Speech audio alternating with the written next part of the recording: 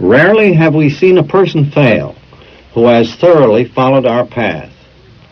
Those who do not recover are people who cannot or will not completely give themselves to this simple program.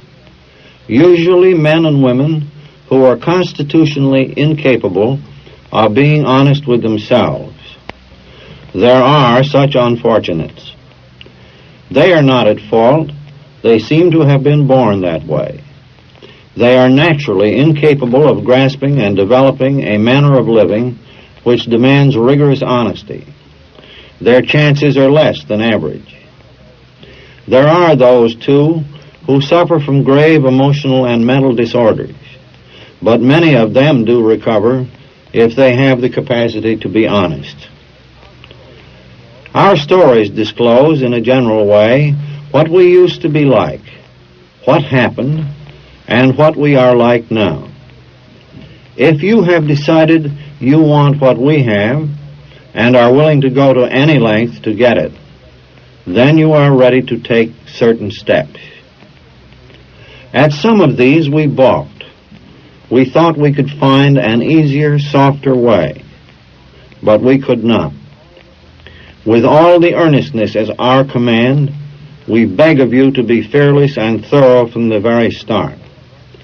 Some of us have tried to hold on to our old ideas, and the result was nil until we let go absolutely.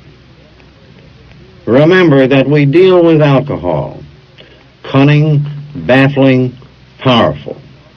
Without help, it is too much for us. But there is one who has all power. That one is God.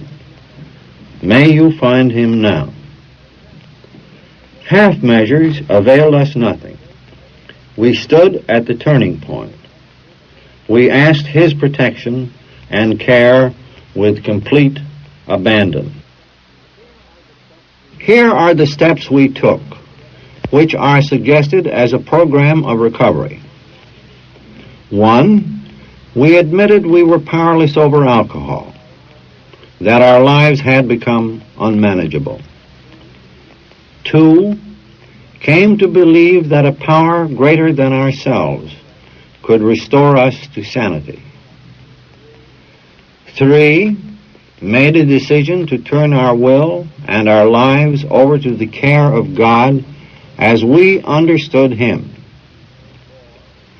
4, made a searching and fearless moral inventory of ourselves. 5, admitted to God, to ourselves, and to another human being the exact nature of our wrongs. 6, we're entirely ready to have God remove all these defects of character.